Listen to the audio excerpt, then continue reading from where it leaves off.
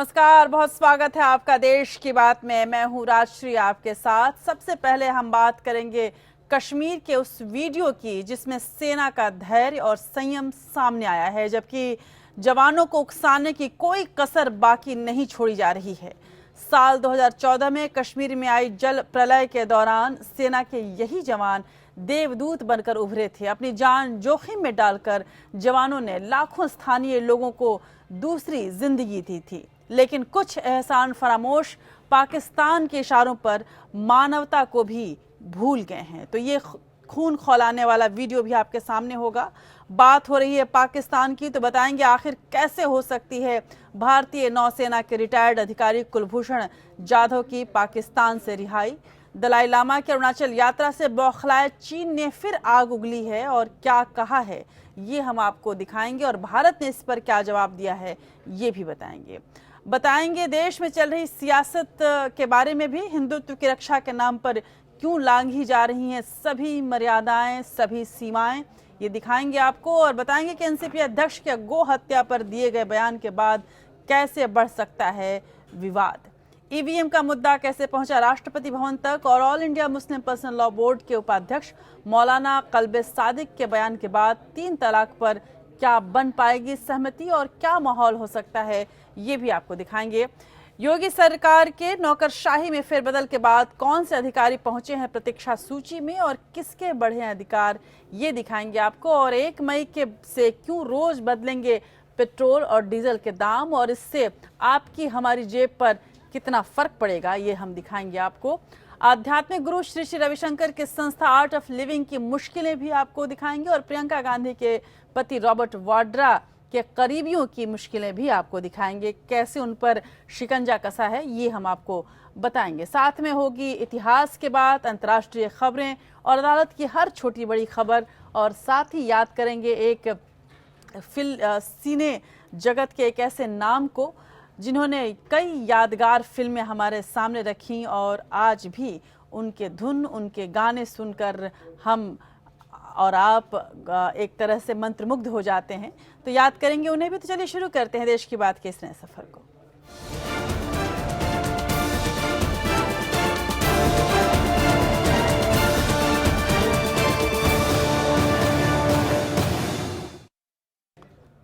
और आपको दिखाते हैं एक ऐसी तस्वीर जिसे देखकर देशद्रोहियों के लिए आपका मन क्रोध से भर उठेगा, लेकिन देश के वीर जवानों के सम्मान में सर एक बार फिर से झुक जाएगा। सहनशीलता की ऐसी तस्वीर दुनिया के किसी और हिस्से में मिलना मुमकिन नहीं है, वो भी तब जब हाथ में ऑटोमेटिक गन्स हों और जवानों को अपनी सुरक्षा का पूरा अधिकार हो। लेकिन भारत के जवान किसी दूसरी ही मिट्टी के बने हैं, जो देश के अंदर मौजूद उन गुमराह युवाओं को माफ कर देते हैं जो उन्हें देखते ही पत्थरों की बौछार कर देते हैं। गौरतलब है कि यही जवान दुश्मनों को जरा नहीं बख्शते, लेकिन देश के युवाओं को सुधरने का पूरा मौका देते हैं।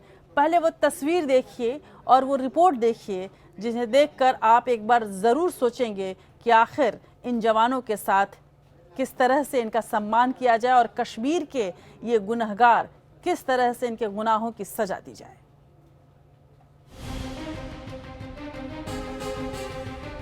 यूं ही नहीं, भारतीय फौज को दुनिया की सबसे अनुशासित और सक्षम सेना कहा जाता है। ये 2 तस्वीरें इसकी क्षमता और समझ की गवाही देती हैं। एक तस्वीर में सेना भीषण बाढ़ में फंसे कश्मीर घाटी के लोगों को अपनी जान पर खेलकर बचा रही है, तो दूसरी तस्वीर में वही लोग जो कल तक सेना से अपनी जान की सलामती मांग रहे थे, सेना पर पत्थर बरसाते नजर आ रहे हैं। ये पत्थरबाज भले ही चंद पैसों की खातिर अपना ईमान और धर्म बेच देते हों, लेकिन विपरीत और असहनीय परिस्थितियों में भी भारतीय सेना अपने अनुशासन को इसी तरह से बरकरार रखती है। कश्मीर घाटी का ये वीडियो हर भारतीय के लिए बेहद तकलीफदेह है। इसे देखकर आपका खून खौल रहा होगा, मन कर रहा होगा कि ऐसे देशद्रोहियों को तुरंत सबक सिखाना चाहिए, लेकिन इसे भारतीय सेना का अद्भुत धैर्य ही कहेंगे कि हाथों में ऑटोमेटिक गन होने के बाद भी वो अलगाववादियों के ताने सह रहे हैं, उनकी मार का कोई जवाब नहीं दे रहे हैं। ये वीडियो बताता है कि हमारे जवान कितने संयम के साथ चंद अलगाववादियों की इस घटिया हरकत को बर्दाश्त कर रहे हैं, ताकि कुछ लोगों की नापाक हरकत के कारण पूरी घाटी बदनाम न हो। देश विरोधी नारेबाजी के बीच देशद्रोही जवान पर हमला करते हैं, लेकिन पूरे संयम के साथ जवान न सिर्फ इसे अनदेखा करते हैं बल्कि गुस्से का इजहार भी नहीं करते।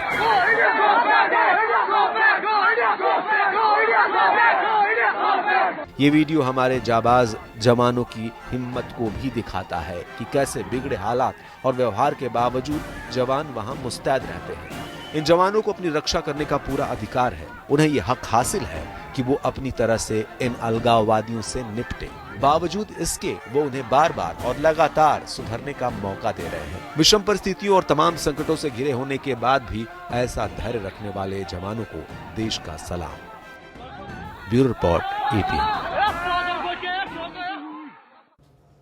ये वही जवान हैं जो तमाम विषम परिस्थितियों में हमारी मदद के लिए आगे बढ़ाते हैं। और ख़ासकर कश्मीर की बात करें तो हमें नहीं भूलना चाहिए कि जब बाढ़ आई थी किस तरह से जवानों ने वहाँ मदद की थी। और ऐसी नॉर्मल स्थिति में भी, सामान्य स्थिति में भी यहाँ तैनात सभी जवान वहाँ के लोगों की मदद करते हैं। लेकिन उन्हीं जवानों पर जब इस तरह के नापाक हरकतें की जाएंगी, उन्हीं जवानों के साथ इस तरह के नापाक सुलूक किए जाएंगे, तो जाहिर सी बात है कि तमाम अन्य देशवासियों के अंदर गुस्सा बढ़ेगा।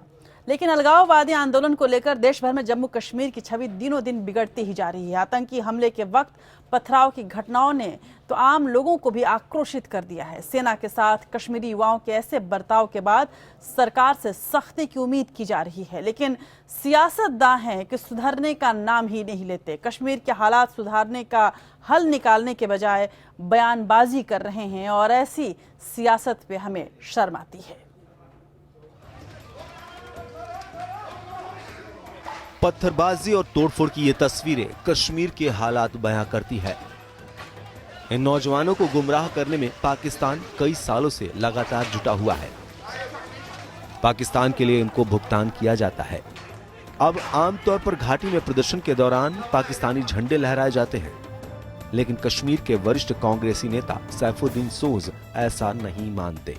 दिल्ली में एक कार्यक्रम के दौरान सोज ने यहां तक कह दिया कि कश्मीर में बिगड़े हालात के लिए पाकिस्तान नहीं, खुद भारत सरकार जिम्मेदार है। सोज का कहना है कि नेहरू और शेख अब्दुल्ला के बीच हुए समझौते का सम्मान नहीं किया गया। Autonomy had been enshrined in the Constitution of India, and the conditional accession to India had been expanded by adding subjects. So, Sheikh Mohammed Abdullah led the delegation and talked to Jawaharlal Nehru. So, between Nehru and Sheikh Abdullah was a Delhi agreement that gave comprehensive autonomy to Jammu and Kashmir. And Delhi government unilaterally eroded that 370 and created the problem. इसी programme में मौजूद senior वकील राम जेठमलानी ने कश्मीर के खराब हालात के लिए पाकिस्तान को जिम्मेदार ठहराया था। इसके बाद सैफुद्दीन सोज ने राम जेठमलानी की बात को काटते हुए कहा कि मैं आपकी बात से सहमत नहीं हूं। कश्मीर समस्या के लिए पाकिस्तान नहीं बल्कि भारत जिम्मेदार है। इसके बाद सोज ने ये टिप्पणी की। इस कार्यक्रम का नाम इम्प्रूविंग इंडो पाक रिलेशंस था। पाकिस्तान के पूर्व विदेश मंत्री खुर्शीद अहमद कसूरी, पाकिस्तान के हाई कमिश्नर अब्दुल बासित की मौजूदगी में पाकिस्तान में कुलभूषण जाधव का भी मसला उठा। खुर्शीद अहमद कसूरी ने कुलभूषण को फांसी की सजा सुनाए जाने पर ज्यादा साफ तौर पर कुछ भी नहीं कहा। कसूरी ने सिर्फ इतना कहा कि पाकिस्तान के मिलिट्री कोर्ट्स में पाकिस्तानी नागरिकों पर भी केस चलते हैं। पाकिस्तान के मिलिट्री कोर्ट्स में पाकिस्तानी नागरिकों पर भी केस चलते हैं। वहीं नेशनल कॉन्फ्रेंस के नेता मुस्तफा कमाल ने कुलभूषण जाधव को सजा सुनाए जाने के मुद्दे पर हैरान करने वाला बयान दिया। मुस्तफा कमाल ने कहा कि पाकिस्तान ने उसे अपने कानून के मुताबिक सजा सुनाई है। दुनिया की सबसे बड़ी डेमोक्रेसी होने के नाते ये सही नहीं होगा कि भारत इस पर सवाल उठाए। पाकिस्तान ने उसे अपने कानून के मुताबिक सजा सुनाई है। दुनिया की सबसे बड़ी डेमोक्रेसी होने के नाते ये सही नहीं होगा कि भारत इस पर सवाल उठाए। पिछले हफ्ते नेशनल कॉन्फ्रेंस अध्यक्ष फारूक अब्दुल्ला ने ये कहते हुए घाटी में पथराव करने वाले युवाओं का बचाव किया कि वो देश के लिए लड़ रहे हैं। उन्होंने कहा था कि ये युवा कश्मीर के लोगों के लिए, कश्मीर मुद्दे के समाधान के लिए लड़ रहे हैं। अब्दुल्ला ने कहा था कि पथराव करने वाले युवा अपनी जान पर्यटन के लिए नहीं दे रहे हैं। टूरिज्म हमारी जिंदगी है, इसमें कोई शक नहीं है, मगर वो जो पत्थर फेंकने वाला है उसको टूरिज्म से कोई मतलब नहीं है। ये समझ जाइए, उसको टूरिज्म से मतलब नहीं है। वो भूखे मरेगा, मगर वो वतन के लिए वो पत्थर मार रहा है, ये समझने की जरूरत है। हालांकि फारूक अब्दुल्ला श्रीनगर लोकसभा सीट के लिए होने वाले उपचुनाव में विपक्षी नेशनल कॉन्फ्रेंस और कांग्रेस के संयुक्त उम्मीदवार के तौर पर चुनाव लड़ रहे हैं, इसलिए उनके बयान को कश्मीर की सियासी फिजा को अपने फायदे में बदलने की कोशिश के रूप में देखा जा रहा है। लेकिन बीजेपी के वरिष्ठ नेता यशवंत सिन्हा ने भी फारूक के बयान से मिलता जुलता बयान देकर पार्टी को मुश्किल में डाल दिया है। उन्होंने पूछा है कि अलगाववादियों से बात करने की सलाह देने वालों को देशद्रोही अगर माना जाता है तो पूर्व प्रधानमंत्री अटल बिहारी वाजपेयी को क्या कहा जाए। और आज बहुत लोग नाराज होते हैं, अलगाववादी के साथ बातचीत, आप देशद्रोही हो। तो इसका मतलब सबसे बड़े देशद्रोही तो अटल बिहारी वाजपेयी हैं, जिन्होंने ये बातचीत का सिलसिला शुरू कराया। सबसे बड़े देशद्रोही आडवाणी जी हैं, जिन्होंने बातचीत की। यशवंत सिन्हा और फारूक अब्दुल्ला के बयानों को अगर सही भी माना जाए तो भी बातचीत का माहौल बनाने के लिए दोनों तरफ से खुली सोच की जरूरत है, चाहे घाटी में कितना भी खून खराबा क्यों न हो। पाकिस्तान कश्मीर में किसी भी सूरत में अमन नहीं चाहता। यशवंत सिन्हा को ये भी नहीं भूलना चाहिए कि जब खुद वो अलगाववादियों से बात करने गए थे तो अगवानी तो दूर, खुद गिलानी अपना घर बंद करके बैठ गए थे और सिन्हा साहब उनके दर पर सर पटक कर लौट आए थे। बावजूद उसके मसला अमन का है। सरकार को ही ऐसा रास्ता तलाशना होगा कि सांप भी मर जाए और लाठी भी न टूटे, क्योंकि पाकिस्तान कश्मीर के मसले पर अंतर्राष्ट्रीय बिरादरी के सामने आए तौबा मचाने में कोई कोर कसर नहीं छोड़ना चाहता। Bureau report, API। Yashwant Sinha का ये जो बयान है कि अलगाववादियों से बातचीत करनी चाहिए, जाहिर सी बात है कि मसला जब शांति का हो, जब अमन का हो, तो हर रास्ते तलाशना बेहद ज़रूरी है। पर इन रास्तों को तलाशने के चक्कर में हम अपनी सेना के सम्मान को नहीं खो सकते। और आज सबसे बड़ा सवाल, सबसे बड़ी तस्वीर जो देखकर आप और हम क्रोधित हो रहे हैं, वो तस्वीर सेना से जुड़ी हुई है। और इसलिए ज़रूरी है कि सियासतदान अपने निजी सियासत को छोड़कर इन तस्वीरों पर भी सोचें और किस तरह से सेना के सम्मान को बनाए रखा जाए, इस पर ज़्यादा विचार करें। और ऐसे में अलगाववादी आड़े आ रहे हों या फिर वो गुमराह जवान जो कि सेना पर इस तरह की हमले कर रहे हैं, या फिर हमारे दुश्मन, किसी को भी बख्शा नहीं जा सकता। पाकिस्तानी आर्मी कोर्ट द्वारा मौत की सजा सुनाए जाने के बाद कुलभूषण जाधव का मामला अब काफ़ी भावनात्मक हो गया है। इसे लेकर भारत और पाकिस्तान के बीच तल्खी और बढ़ने के आसार हैं। भारत सरकार के रुख से जाहिर है कि वो जाधव के बचाव में कोई कसर बाकी नहीं रखेगी। Bharat out of the way जाकर कदम उठाने में नहीं हिचकेगा। जानकारों का ये भी मानना है कि भारत के पास कई ऐसे मसले भी हैं जिन पर दबाव बनाकर पाकिस्तान पर काबू पाया जा सकता है और भारत हर वो संभव कोशिश करेगा जिससे जाधव की जान बचाई जा सके। कुलभूषण जाधव की सुरक्षित घर वापसी के लिए पूरे देश में दुआओं का दौर जारी है, तो पाकिस्तान के खिलाफ लोगों का गुस्सा भी निकल रहा है। रॉ का एजेंट बताकर पाकिस्तान ने कुलभूषण जाधव को फांसी देने का ऐलान किया तो हिंदुस्तान में हलचल मच गई। सियासी गलियारों से लेकर लोगों के घरों तक विरोध की ऐसी चिंगारी भड़की जो अब आग का रूप लेती नजर आ रही है।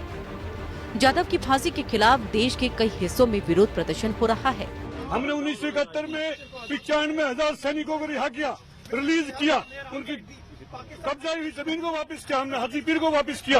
क्या हमारे एक जवान को वो ऐसा अत्याचार कर रहे हैं? पाकिस्तान का दावा है कि जाधव रॉ के एजेंट हैं और बलूचिस्तान में जासूसी गतिविधियों में शामिल थे और उन्हें बलूचिस्तान के चमन से गिरफ्तार किया गया। लेकिन भारत का कहना है कि जाधव तो ईरान से अगवा किया गया और बाद में गिरफ्तारी दिखा दी गई। अंतर्राष्ट्रीय नियम कायदों के मुताबिक किसी देश का जासूस कहीं पकड़ा जाता है तो उसकी मुकदमे की सुनवाई के लिए उसके देश को वकील उपलब्ध कराने की इजाजत होनी चाहिए। लेकिन कुलभूषण जाधव के मामले में वकील देना तो दूर, पाकिस्तान ने भारतीय अधिकारियों को उनसे मिलने तक नहीं दिया। सख्त से सख्त कदम पाकिस्तान के साथ जो है करना चाहिए और जो है इसको भी वर्ल्ड फोरम में वर्ल्ड कम्युनिटी को भी बताना चाहिए कि पाकिस्तान किस तरह से एक बस बेकसूर इंसान को फांसी के पंधे पर चढ़ाने जा रहा है। संयुक्त राष्ट्र के प्रावधानों के मुताबिक जासूसी के आरोप में पकड़े गए व्यक्ति के नागरिक अधिकारों का हनन नहीं किया जा सकता।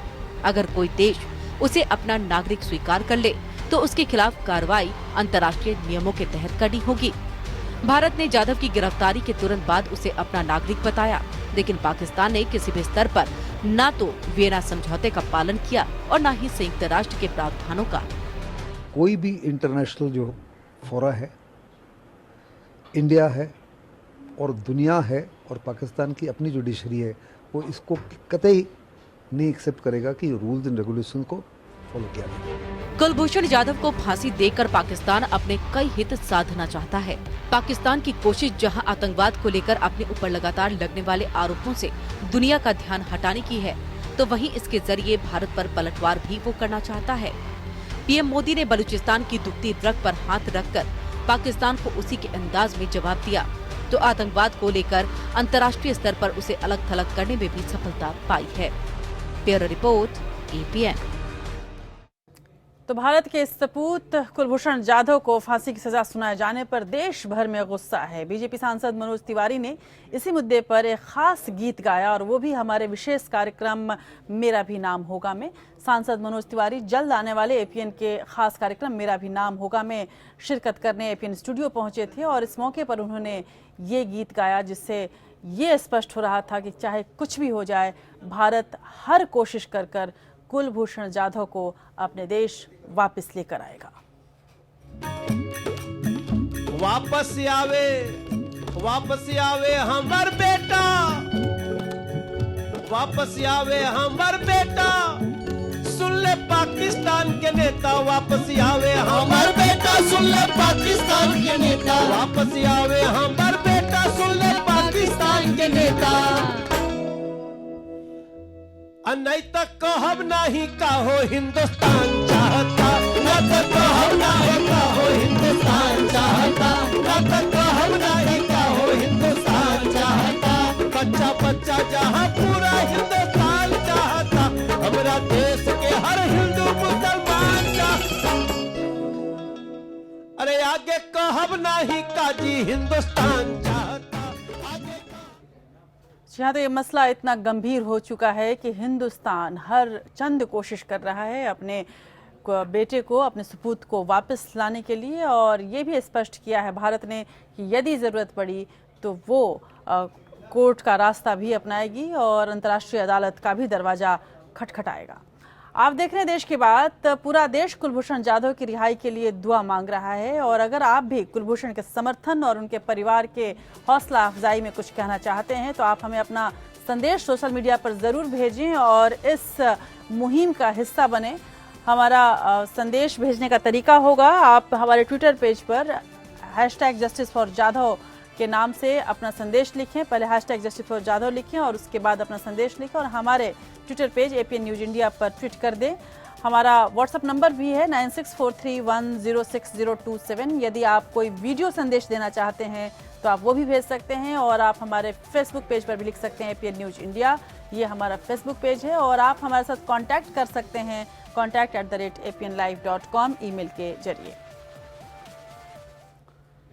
तो जाधव का मसला उठा तो जाहिर सी बात है कि बलूचिस्तान का भी मसला उठेगा। बीजेपी नेता सुब्रमण्यम स्वामी ने कुलभूषण जाधव पर लगाए गए आरोपों को सिरे से खारिज किया है। स्वामी ने कहा कि कोई जासूस अपने असली नाम पर किसी देश में जासूसी नहीं करता। उन्होंने ये भी कहा कि ईरान ने भी जाधव को क्लीन चिट दी है, ऐसे में पाकिस्तान का दावा खारिज होता है। स्वामी ने कहा कि अब भारत को आगे काम करना होगा और पाकिस्तान के 4 टुकड़े करने की रणनीति बनानी होगी। गौरतलब है कि बलूच नेता नायला कादरी बलूच और तारिक फतेह ने भी जब हमारे स्टूडियो में आए और हमसे उन्होंने बातचीत की तब सबने ये बात स्पष्ट की थी कि वहाँ पर बलूच नेताओं पर किसी भी तरह से जो जुल्म ढाए जाते हैं और किसी भी तरह से उनको जब काबू में करने की कोशिश पाकिस्तान करता है तो उन्हें रॉ का एजेंट साबित करने की कोशिश करता है, अन्यथा रॉ की वहाँ कोई भूमिका नहीं है।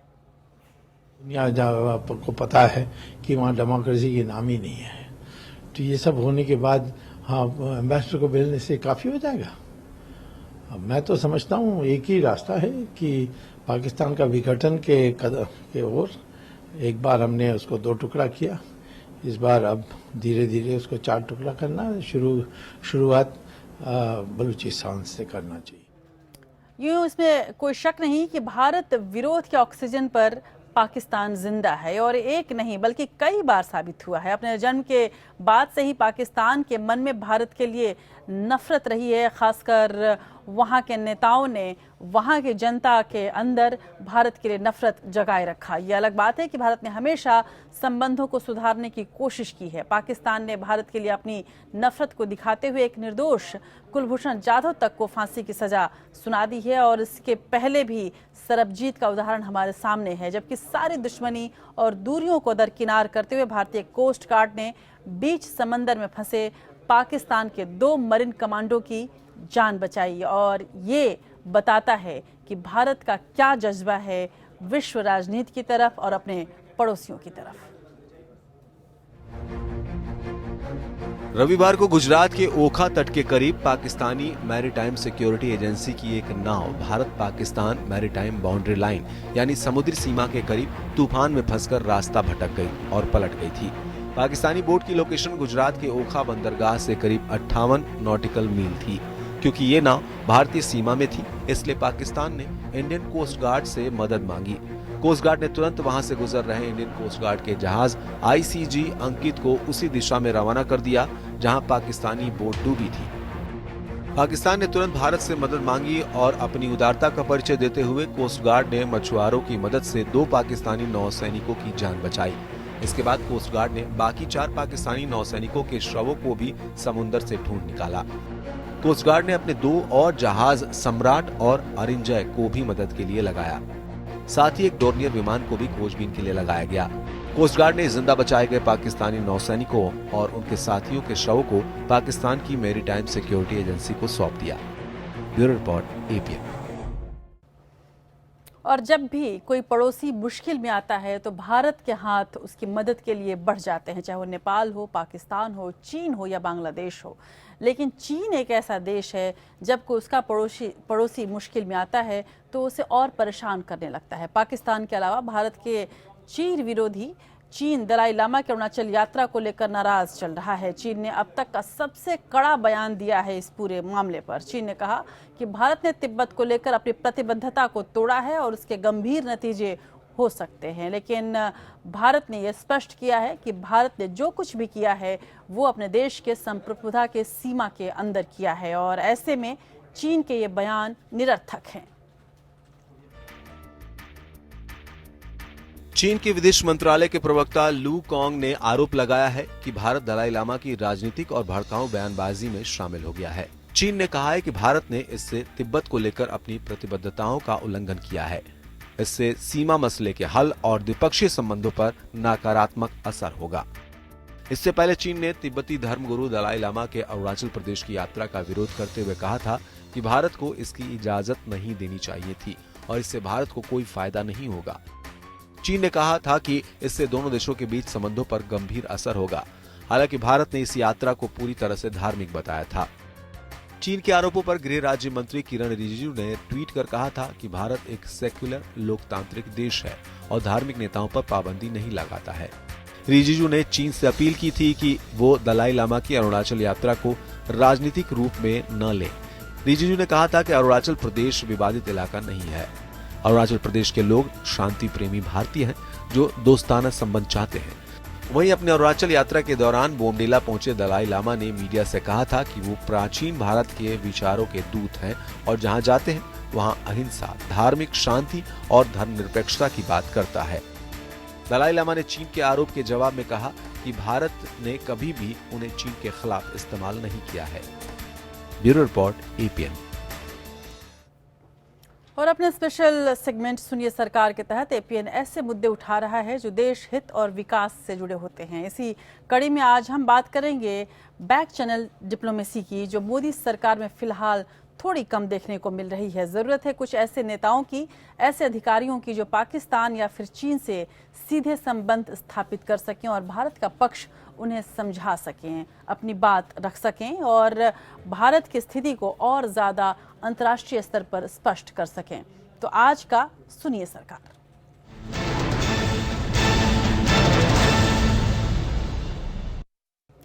तो तो इसमें कोई शक नहीं कि आज कश्मीर से जो तस्वीरें आई हैं उन तस्वीरों को देखकर आप और हम बेहद नाराज हैं, बेहद क्रोध में हैं और इन तस्वीरों को दूर करने के लिए और ऐसी तस्वीरें वापस कभी न दिखें इसके लिए हर संभव कोशिश भी सरकारें करेंगी। लेकिन कुलभूषण जाधव की जहां तक बात है, फांसी के मामले पर देश भर में पाक के खिलाफ कड़ी कार्रवाई की मांग अब नारों में तब्दील होती जा रही है। पिछले साल पाक पर की गई सर्जिकल स्ट्राइक ने लोगों की उम्मीदें और भी बढ़ा दी हैं। ऐसे में समझने की जरूरत है कि कहीं ये पाकिस्तान का बिछाया जाल तो नहीं जिसमें वो भारत को फंसाना चाहता है। अचानक कुलभूषण जाधव के इस तरह के खिलाफ इस तरह का फैसला आना अपने आप में कई शंकाएं पैदा करता है। हाल ही में अमेरिका ने कश्मीर मसले पर भारत पाक के बीच मध्यस्थता करने का प्रस्ताव रखा था। क्या पाकिस्तान कश्मीर का मसला उठाने के लिए मौके की तलाश में है? क्या पाकिस्तान किसी भी हाल में ये साबित करना चाहता है कि बलूचिस्तान में भारत किसी न किसी तरह से अपनी भूमिका निभा रहा है और बलूचिस्तान में जो भी डिस्टर्बेंस है उसके लिए भारत जिम्मेदार है? इसी बातों से ये शक होता है कि कहीं न कहीं पाकिस्तान चीन के साथ मिलकर कोई नई साजिश रच रहा है। ऐसे में बेहद ज़रूरी है कि भारत सरकार अपना हर कदम फूंक फूंक कर रखे और ऐसी स्थिति में ज़रूरत होती है बैक चैनल डिप्लोमेसी की। कैसे, देखिए इस खास रिपोर्ट में।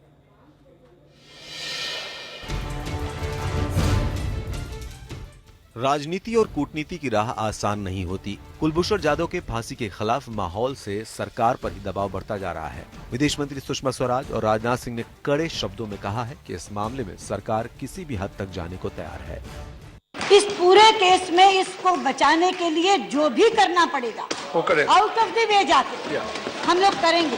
वो केवल अपने माता पिता का बेटा नहीं है, वो पूरे हिंदुस्तान का बेटा है और हिंदुस्तान के इस बेटे को बचाने के लिए सुप्रीम कोर्ट की अपील या अच्छा वकील खड़ा करना तो बहुत छोटी बात है भाईजान। हम लोग प्रेसिडेंट तक भी जो बात करनी वो भी करेंगे और किसी न किसी तरह से इस जाधव को बचाने का काम करेंगे। भारत के बयान के बाद पाकिस्तान ने भी बंदर घुड़की देने की कोशिश की है। पाकिस्तान के प्रधानमंत्री नवाज शरीफ ने किसी भी हमले पर जवाब देने की बात कही है। अमेरिका के विदेश विभाग के एक पूर्व अधिकारी ने कुलभूषण जाधव को फांसी की सजा के मसले को रहस्यमय बताया। उन्होंने हैरानी जताई कि 26 से 11 के मुंबई हमले के दोषियों को सजा दिलाने में जितनी ढिलाई बरती जा रही है उतनी ही तेजी जाधव के मसले में क्यों दिखाई जा रही है। मजे की बात यह है कि कहां तो पनामा गेट में फंसने के बाद नवाज शरीफ के पाक से भागने के हालात बन रहे थे कि अचानक वो हिंदुस्तान को मुंहतोड़ जवाब देने की बात कहकर पाकिस्तानी आवाम का दिल जीतने में जुट गए। जब भी पाकिस्तान की सियासत में उलटफेर के आसार बनते हैं तो हिंदुस्तान से छेड़छाड़ का मसला खड़ा हो जाता है। इसके अलावा भारत ने हमेशा बलूचिस्तान की आजादी को खुला समर्थन दिया है। पाकिस्तान बलूचिस्तान में हिंदुस्तान के दखल को मुद्दा बना रहा है और इसी के तहत पाक कुलभूषण जाधव की गिरफ्तारी बलूचिस्तान से दिखा रहा है ताकि अंतर्राष्ट्रीय मंच पर वो बता सके कि कुलभूषण भारत के लिए बलूचिस्तान में जासूसी कर रहे थे। वैसे पाकिस्तान का ये दावा बलूचिस्तान के नेताओं ने खारिज कर दिया है। एपीएन के एडिटर इन चीफ राशि राय के साथ एक्सक्लूसिव बातचीत में बलूच नेता नायला कादरी ने पाकिस्तान के दावों की पोल खोल दी। पाकिस्तान ये कहता है कि बलूचिस्तान में जो लोग भी वहाँ आंदोलन करते हैं ये लोग रॉ के एजेंट हैं। अगर ये सिचुएशन वाकई होती तो बलूचिस्तान कई दहाइयों पहले आजाद हो चुका होता। तो इसमें यह है कि ये एक तरह से ऐसा इल्जाम है जो कहीं साबित नहीं हो सकता। दरअसल संयुक्त राष्ट्र में अमेरिका के स्थायी प्रतिनिधि निक्की हेली के कश्मीर के मामले में मध्यस्थता करने के प्रस्ताव ने पाकिस्तान और नवाज शरीफ को अपनी सियासत चमकाने का मौका दिया है। ऐसे में सरकार को समाधान के लिए चोर दरवाजे खोलने होंगे। अंतर्राष्ट्रीय बिरादरी के जरिए दबाव बनाना होगा, बातचीत के जरिए तलाशने होंगे, कूटनीति का रास्ता अपनाना होगा, क्योंकि नफरत के नारों से बर्बादी के सिवा कुछ भी हासिल नहीं होगा। किसी भी सरकार की कामयाबी जंग की लाचारी में नहीं बल्कि बातचीत के जरिए हल निकालने की होशियारी में है। Bureau report, APN.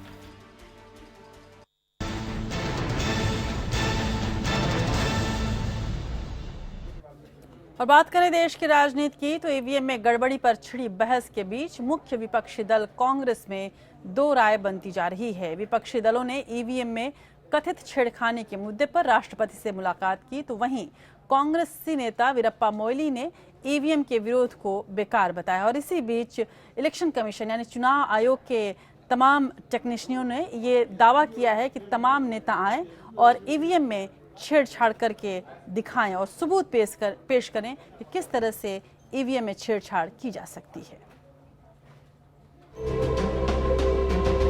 ईवीएम में कथित गड़बड़ी को लेकर कांग्रेस अध्यक्ष सोनिया गांधी, राहुल गांधी और मनमोहन सिंह की अगुवाई में विपक्षी नेताओं के प्रतिनिधिमंडल ने राष्ट्रपति प्रणब मुखर्जी से मुलाकात की। मुलाकात के बाद कांग्रेस नेता गुलाम नबी आजाद ने कहा कि ईवीएम में छेड़खानी के आरोपों से चुनाव प्रक्रिया पर सवाल उठे हैं और इसे लेकर विपक्ष ने अपनी बात राष्ट्रपति के सामने रखी है। राष्ट्रपति जी को अवगत कराया किस तरह से लोकतंत्र को मसल देने की कोशिश की जा रही है, प्रयास किया जा रहा है पूरे देश में। किस तरह से हमारे देश का लोकतंत्र खतरे में है। हर जगह धर्म का गलत इस्तेमाल किया जा रहा है और एक खौफ और डर पूरे देश में पैदा किया गया है। पिछले कुछ दिनों में कई राज्यों में हुए विधानसभा, पंचायत और नगर निगम के चुनाव में कांग्रेस, आम आदमी पार्टी, बीएसपी और समाजवादी पार्टी को करारी हार का सामना करना पड़ा है, जबकि बीजेपी को कई जगहों पर बड़ी सफलता हासिल हुई है। इसके बाद से ही विपक्ष लगातार ईवीएम की विश्वसनीयता पर सवाल उठा रहा है। उसका दावा है कि मशीन तैयार करते वक्त जब प्रोग्रामिंग की जाती है उसी वक्त डेटा में गड़बड़ी की जा सकती है। हालांकि खुद कांग्रेस के अंदर ही इसके खिलाफ आवाज उठनी शुरू हो गई है। कांग्रेस नेता वीरप्पा मोइली ने ईवीएम में किसी तरह की गड़बड़ी से इनकार करते हुए कहा कि आरोपों की जांच के लिए कमेटी बनाई जा सकती है, लेकिन बैलेट पेपर से चुनाव कराने की बात करना ठीक नहीं है। We have tested and again during my period also we appointed technical committees on this EVM functioning. Then ultimately we came to the conclusion they are good and I don't think the manipulation is possible. But our question is that if a technological improvement is required, I think we should be we should have open mind on that. UP चुनाव में मिली करारी हार के बाद सबसे पहले BSP प्रमुख मायावती ने ईवीएम में गड़बड़ी का मुद्दा उठाया था, लिहाजा उन्हें वीरप्पा मोइली की बात नहीं जची। उन्होंने हो सकता है कुछ और संदर्भ में बोला हो और उसके मायने कुछ और निकाल लिए हो, ये भी हो सकता है। चुनाव आयोग ईवीएम में किसी भी तरह की गड़बड़ी की बात को सिरे से खारिज करता रहा है। चुनाव आयोग का कहना है कि प्रोग्रामिंग में कहीं से भी गड़बड़ी मुमकिन नहीं है।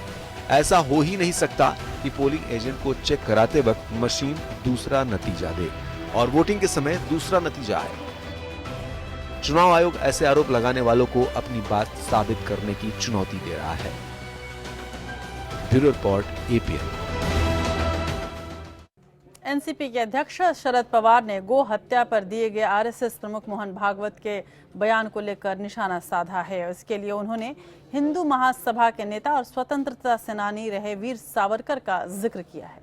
पवार ने कहा कि सावरकर मानते थे कि गाय की कोई जरूरत न रह जाए तो उसका मांस खाने से कोई दोष नहीं हो सकता।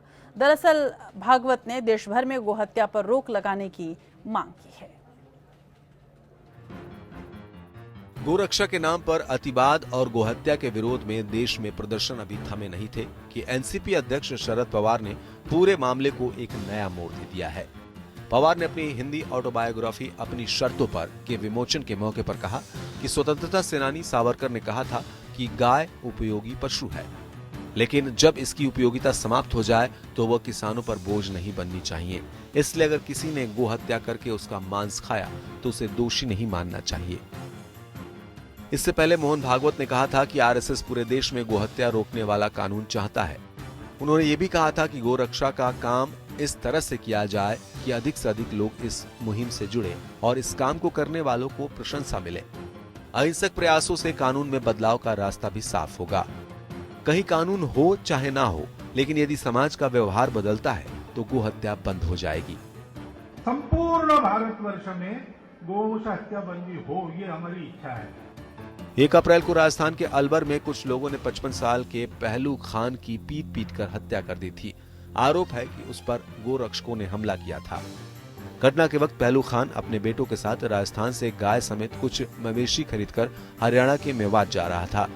हमलावरों का आरोप था कि वो गाय को मारने के लिए ले जा रहा था।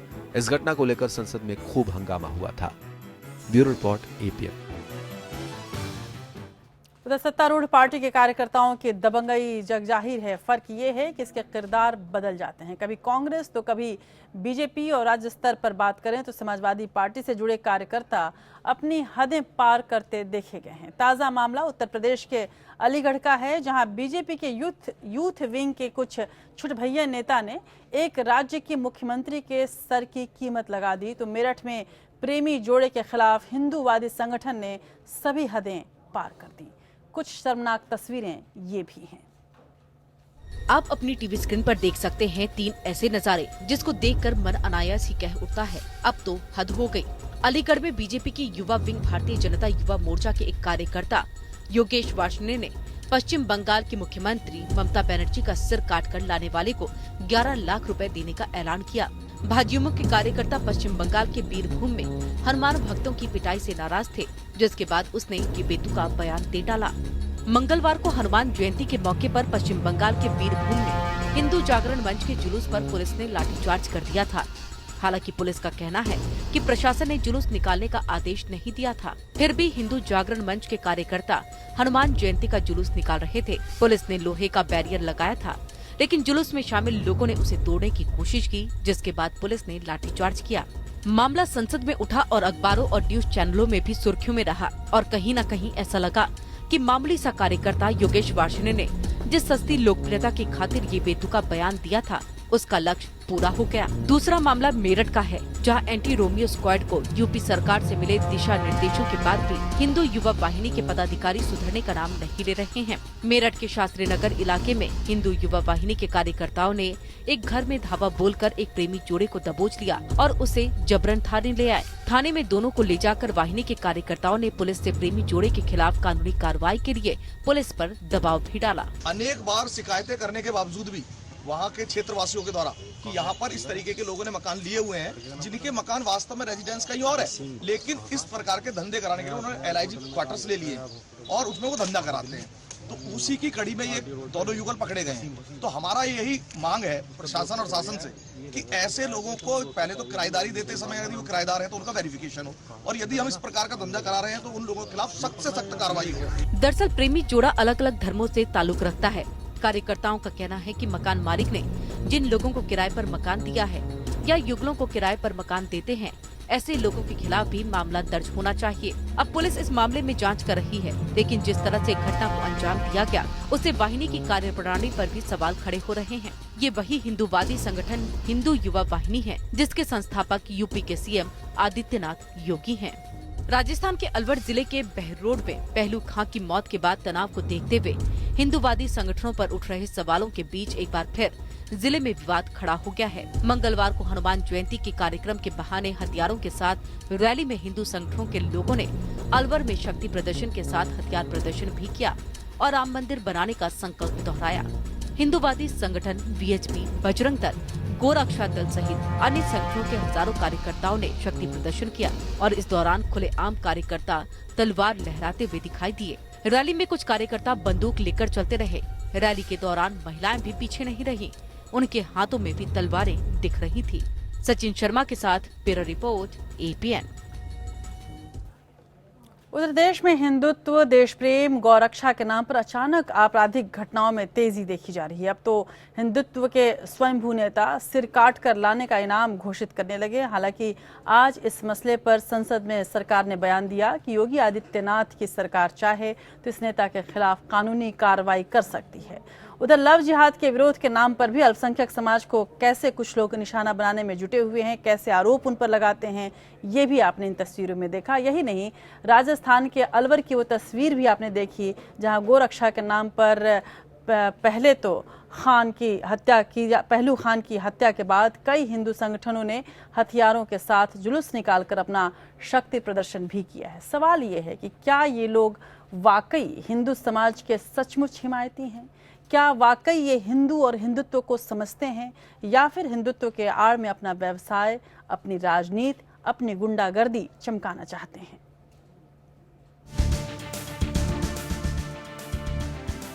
ये हिंदुत्व की ताकत दिखाने वाले स्वयंभू संगठनों का प्रदर्शन है।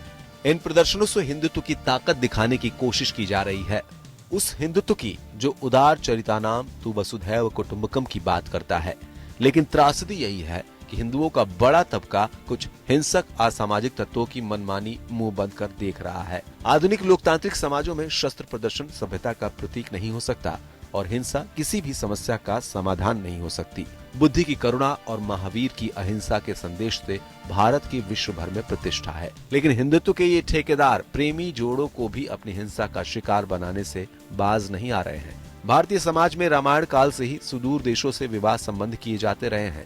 मेरठ की घटना किसी भी सभ्य समाज के लिए सिर झुकाने वाली है, लेकिन स्त्री पुरुष संबंधों को भी संकीर्ण चश्मे से देखना और कानून हाथ में लेने की घटना न सिर्फ हिंदुओं के लिए शर्मनाक है, बल्कि राज्य सरकार की मौन सहमति भी प्रदर्शित करता है। इतिहास गवाह है कि मध्यकाल में राजनीतिक कारणों से भी विभिन्न मतावलंबियों के बीच रोटी और बेटी के रिश्ते रहे हैं। कोई किससे प्रेम करेगा या कोई क्या खाएगा तय करने का काम अब असामाजिक तत्व कर रहे हैं। इन तत्वों में सत्तारूढ़ दल से जुड़े संगठनों की सदस्यता हासिल करने की होड़ लगी हुई है। इसे हिंदुत्व के प्रचार प्रसार का पुण्य कर्म बताया जा रहा है। सिर पर भगवा बांधकर बगैर हेलमेट मोटरसाइकिल पर ये लोग घूमते नजर आते हैं। सरकार इन्हें रोजगार देने की हालत में नहीं है। ऐसे में इन्होंने हिंदुत्व के नाम पर उगाही का काम तलाश लिया है। इसी तरह की उगाही करने वाले तथाकथित गौ रक्षकों को पीएम मोदी ने भी फटकार लगाई थी। गौ रक्षा के नाम पर कुछ लोग अपनी दुकानें खोल करके बैठ गए हैं।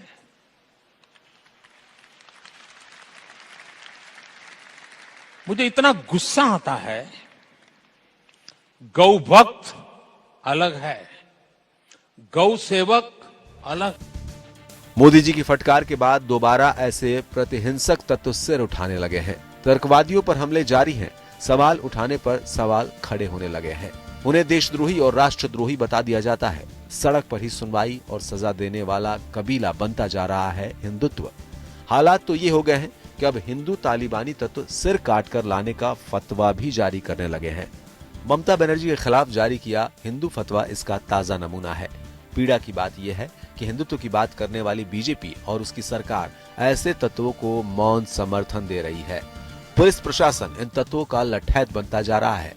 जिस हिंदुत्व ने देश को राजा राम मोहन राय, रामकृष्ण परमहंस, दयानंद, विवेकानंद, तिलक, महात्मा गांधी और लोहिया जैसे नेता दिए हों, वो हिंदुत्व अचानक हिंसक और कायर कठमुल्लों के हाथ की कठपुतली बनता जा रहा है, जो विश्व के एक महान धर्म की प्रतिष्ठा के अनुरूप नहीं है। अंशुमान त्रिपाठी, एपीएन। और अब बात करते हैं उत्तर प्रदेश की राजनीति की। सत्ता संभालने के करीब 24 दिन बाद उत्तर प्रदेश की आदित्यनाथ योगी सरकार ने राज्य के वरिष्ठ अधिकारियों में फेरबदल किया है। राज्य के 20 वरिष्ठ आईएएस अफसरों को तबादला कर दिया गया है। इनमें पूर्व मुख्यमंत्री अखिलेश यादव के प्रमुख सचिव अनिता सिंह और पूर्व सूचना सचिव नवनीत सहगल प्रमुख हैं। दोनों को प्रतीक्षा सूची में डाला गया है। साथ ही नोएडा अथॉरिटी के चेयरमैन नमारमण भी प्रतीक्षा सूची में रखे गए हैं। उधर गोमती रिवर फ्रंट योजना से जुड़े एक इंजीनियर को सस्पेंड कर अधिकारियों को चेतावनी दी गई है। योगी का एक्शन पिछली सरकार के फैसलों पर खूब कहर बरपा रहा है। साथ ही तबादले की चिंता में अधिकारियों की नींद भी उड़ी हुई है। योगी को न तो पिछली सरकार की योजनाएं भा रही हैं और न ही पिछली सरकार के चहेते अधिकारी। शायद इसीलिए एक ही दिन में 20 आईएएस अफसरों के तबादले कर दिए गए और लंबे समय से एक ही तैनाती में जमे अधिकारियों को वेटिंग में डाल दिया गया। कई अधिकारी अब भी सरकार के रडार पर हैं। योगी का चाबुक पिछली सरकार की योजनाओं पर भी खूब चल रहा है। अब गोमती रिवर फ्रंट के निर्माण कार्य की जांच के आदेश होने के बाद आज एक इंजीनियर को निलंबित कर बाकी अधिकारियों को चेतावनी भी दी गई। अनिल कुमार यादव, ऐसा है आर्थिक अनियमितताएं हैं, काफी आर्थिक अनियमितताएं हैं, इस कारण से इनको निलंबित कर दिया गया है। सरकार ने बीते दिनों कई फैसले लिए हैं। गोमती रिवर फ्रंट की जांच हाईकोर्ट के रिटायर्ड जज को सौंपने के आदेश, पिछली सरकार में शुरू की गई सभी योजनाओं पर से समाजवादी नाम को हटाने के आदेश, नई खनन नीति बनाने के साथ पिछली सरकार में हुए अवैध खनन के जांच के आदेश, पिछली सरकार में बटे सभी राशन कार्डों पर से अखिलेश की तस्वीर हटाने के आदेश, जेपीएनसी और पुराने लखनऊ में सौंदर्यकरण के नाम पर हुए खर्च की जांच, सपा सरकार में बंटने वाले यश भारती सम्मान को खत्म करने के आदेश, पिछली सरकार के कार्यकाल में बने आगरा एक्सप्रेसवे की जांच की बात। देखिए, अधिकारी किसी दल से नहीं संबद्ध होते। अधिकारी उस समय सरकार ने किन अधिकारियों को कौन सा दायित्व सौंपा, 5 वर्ष के दौरान बहुत सारे अधिकारी इधर से उधर हुए, आज सरकार परिवर्तित हुई है। अधिकारियों को अपने हिसाब से, जिसकी योग्यता गुणवत्ता के हिसाब से जिसको जहां रखना चाहिए, ये सरकार का प्रेरोगेटिव है। इस संबंध में मैं नहीं समझता हूँ किसी प्रतिक्रिया की आवश्यकता है। तबादले सामान्य प्रक्रिया हैं। गवर्नमेंट जब बदलती है तो वैसे भी काफ़ी संख्या में तबादले होते हैं। योगी सरकार ने उन अधिकारियों को पैदल कर दिया जो हर सरकार में खास बने रहे, जिनमें सबसे पहले नंबर पर प्रमुख सचिव सूचना और प्रमुख सचिव पर्यटन रहे नवनीत सहगल, जिन्हें अब प्रतीक्षा रद्द कर दिया गया। पिछली सरकार में पंचम तल पर बादशाह दिखाने वाली अनिता सिंह को किनारे लगा दिया गया और इनका चार्ज प्रधान सचिव अवनीश अवस्थी को सौंप दिया गया। योगी की नजरें अफसरों पर कुछ इस कदर टेढ़ी हैं कि योगी अपने लोक संकल्प पत्र के वादों को पूरा करने के लिए केंद्र से कई अधिकारियों को यूपी भेजने की फरमाइश भी कर चुके हैं। Bureau report, APN. उधर all India Muslim personal law board ने कहा है कि बोर्ड खुद ही अगले 1.5 साल में 3 बार तलाक बोलने की प्रथा को खत्म करने की कोशिश करेगा। सरकार को इसमें हस्तक्षेप नहीं करना चाहिए। बोर्ड ने सर्वोच्च न्यायालय में विवादास्पद 3 तलाक के खिलाफ दायर जनहित याचिका का विरोध किया है। हालांकि मुस्लिम बोर्ड की महिला शाखा ने 3 तलाक का समर्थन किया है। इस बीच 3 तलाक के नाम पर आज फिर एक मुस्लिम महिला के उत्पीड़न का मामला सामने आया है। All India Muslim personal law board के उपाध्यक्ष डॉक्टर सैयद कल्बे सादिक ने कहा है कि मुस्लिम महिलाओं की गरिमा से कोई समझौता नहीं किया जा सकता। उन्होंने कहा कि बोर्ड ने फैसला लिया है कि 1 से 1.5 साल के अंदर 3 तलाक की प्रथा को खत्म कर दिया जाएगा। सरकार को इस मामले में हस्तक्षेप नहीं करना चाहिए। कल्बे सादिक ने माना कि 3 तलाक प्रथा महिलाओं के पक्ष में नहीं है, लेकिन ये समुदाय का निजी मसला है और वे खुद 1-1.5 साल के भीतर इसे सुलझा लेंगे। डॉक्टर सादिक का मानना है कि 3 तलाक ने पूरे भारत में कई मुस्लिम परिवारों को बर्बाद कर दिया है। मुस्लिम पर्सनल बोर्ड इसकी तरफ मुतवज्जे है। उन लोगों ने तय किया कि हम खुद इस बुराई को समाज से मिटा देंगे।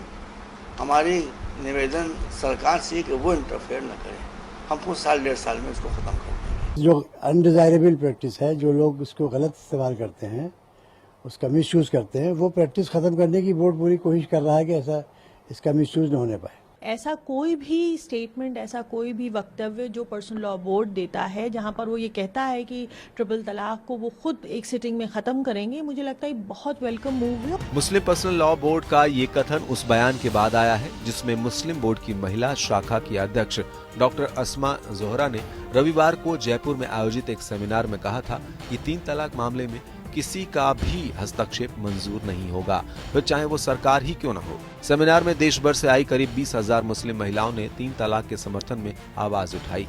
इस सम्मेलन में महिलाओं ने तलाक को कुरान और शरीयत के मुताबिक बताया और कहा कि इसके हक में देश भर से मुस्लिम महिलाओं के 3.5 करोड़ फॉर्म मिले हैं। हालांकि 3 तलाक का सहारा लेकर मुस्लिम महिलाओं के उत्पीड़न के कई मामले सामने आ रहे हैं। अलीगढ़ थाना सिविल लाइन क्षेत्र के हमदर्द नगर में एक शादीशुदा मुस्लिम महिला को उसकी अबोध पुत्री के साथ घर से निकाल दिया गया। पीड़िता के मुताबिक उसके पति ने उसे 3 बार तलाक कहकर घर से निकाल दिया। अब पीड़िता अपनी बेटी के साथ ससुराल के बाहर धरने पर बैठी है। महिला ने अपने पति के दूसरी महिला से अवैध संबंध होने का आरोप लगाया है। वहीं पुलिस इसे तलाक का मामला बताते हुए दोनों पक्षों को बिठाकर बात कराने की बात कह रही है। हालांकि पीड़ित महिला का पति और उसके घर वाले बात करने को तैयार नहीं है। ये लड़की की शादी इससे कातिब से हुई थी। लगभग 2 साल से ये अपना बुलंदशहर जनपद की रहने वाली है, कोंदू गाँव की। ये 2 साल से अपने उसमें घर रह रही है। आज ये जो है यहाँ आई है कि मैं अपने घर रहना चाहती हूँ। अभी तक वो इन लोगों का कहना है कि हमने तलाक दे दिया। इसी बात पे छानबीन चल रही है। अभी दोनों पक्षों को बैठा के बातचीत कर लेते हैं, जो भी चीज़ होगी उसे। All India Muslim personal law board की कार्यकारिणी की 2 दिन की बैठक 15 अप्रैल को लखनऊ में शुरू हो रही है, जिसमें 3 तलाक पर विचार विमर्श किया जाएगा और उम्मीद है कि इस अहम मुद्दे पर कुछ सकारात्मक हल निकल सकता है। Bureau report, APN. उधर राजस्थान के बीकानेर में जमीन सौदे में हुई गड़बड़ी को लेकर रॉबर्ट वाड्रा के करीबी लोगों पर प्रवर्तन निदेशालय ने छापेमारी की है। फरीदाबाद में 3 जगहों पर छापेमारी की गई है। छापेमारी महेश नागर और अशोक कुमार नाम के लोगों पर हुई है। महेश नागर वही शख्स हैं जिन्हें वाड्रा की कंपनी ने जमीन खरीदने और बेचने की पावर ऑफ अटॉर्नी दी थी। 2008 में बीकानेर में फर्जी तरीके से जमीन खरीदी गई थी, जिसे साल 2010 में भारी मुनाफे के साथ बेच दिया गया था। ईडी ने इस मामले में कई चौंकाने वाले खुलासे भी किए हैं। इसके साथ ही जांच लगातार आगे बढ़ रही है। मामले में अभी और खुलासे हो सकते हैं।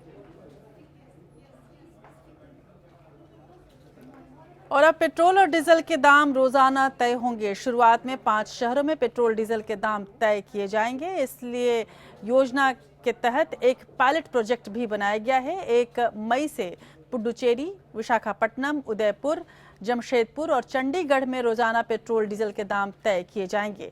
Oil company Bharat petroleum, Indian oil और हिंदुस्तान पेट्रोलियम चाहती हैं कि पेट्रोल डीजल के दाम अब रोजाना तय किए जाएं। इन 3 ऑयल कंपनीज के इन 5 शहरों में 200 आउटलेट्स हैं जहां पर इस नए दाम पर जो रोजाना पेट्रोलियम प्रोडक्ट्स मिलेंगे।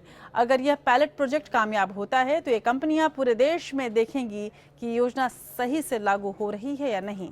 कई लोगों को इससे परेशानियों का तो सामना नहीं करना पड़ रहा है, लेकिन गौरतलब है कि इस नई योजना से कई तरह की चुनौतियों का सामना भी आम आदमी को करना पड़ेगा।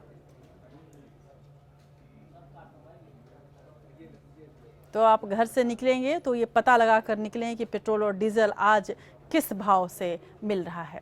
आध्यात्मिक गुरु श्री श्री रविशंकर की संस्था आर्ट ऑफ लिविंग की मुश्किलें बढ़ सकती हैं। एक विशेषज्ञ समिति ने एनजीटी से कहा है कि पिछले साल मार्च में दिल्ली में यमुना के डूब क्षेत्र को विश्व सांस्कृतिक महोत्सव ने पूरी तरह से बर्बाद कर दिया। समिति के मुताबिक श्री श्री रविशंकर की इस कार्यक्रम से यमुना की पारिस्थितिकी को नुकसान पहुंचा और इसे सुधारने में 13.29 करोड़ रुपए का खर्च आएगा। विशेषज्ञ समिति की रिपोर्ट में कहा गया है कि पिछले साल मार्च में हुए इस महोत्सव की वजह से यमुना के डूब क्षेत्र में पनपने वाली जैव विविधता वहां से हमेशा के लिए गायब हो गई है। रिपोर्ट में दावा किया गया है कि सबसे ज्यादा नुकसान उस जगह को पहुंचा है जहां पर श्री श्री रविशंकर ने अपना विशाल का स्टेज लगवाया था। समिति ने अपनी रिपोर्ट में यह भी कहा कि अब यमुना किनारे की इस जमीन को उसके पुराने स्वरूप में लाने की जरूरत है, जैसी वह कार्यक्रम से कुछ महीने पहले तक थी। एनजीटी ने समारोह के पहले आर्ट ऑफ लिविंग पर 5 करोड़ का जुर्माना लगाया था। इस कार्यक्रम में प्रधानमंत्री मोदी ने भी शिरकत की थी।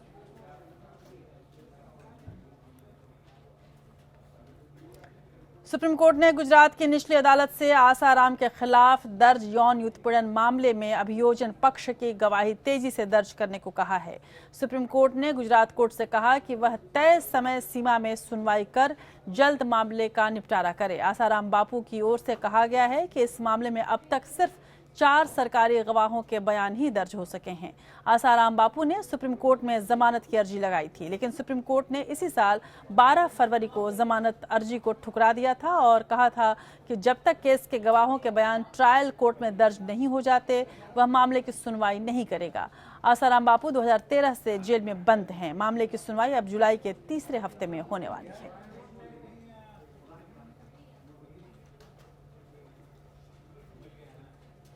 और देश की बात के आखिरी पड़ाव में आज के इतिहास की बात करते हैं।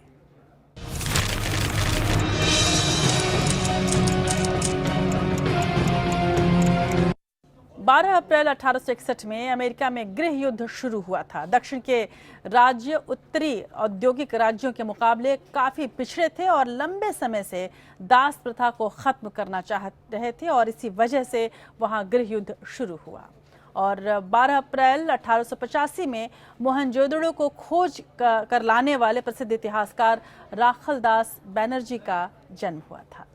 12 अप्रैल 1927 में ब्रिटिश कैबिनेट ने 21 साल की महिलाओं को मतदान करने का अधिकार देने का समर्थन किया था। 12 अप्रैल 1945 में अमेरिकी राष्ट्रपति फ्रैंकलिन डी रूजवेल्ट के कार्यालय में मृत्यु हो गई और उपराष्ट्रपति हैरी ट्रूमैन राष्ट्रपति बने थे।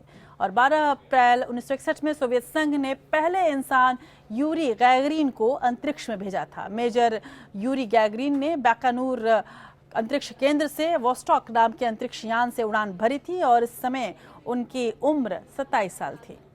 और 12 अप्रैल 2007 में पाकिस्तान ने ईरान गैस पाइपलाइन पर भारत को मंजूरी प्रदान कर दी थी।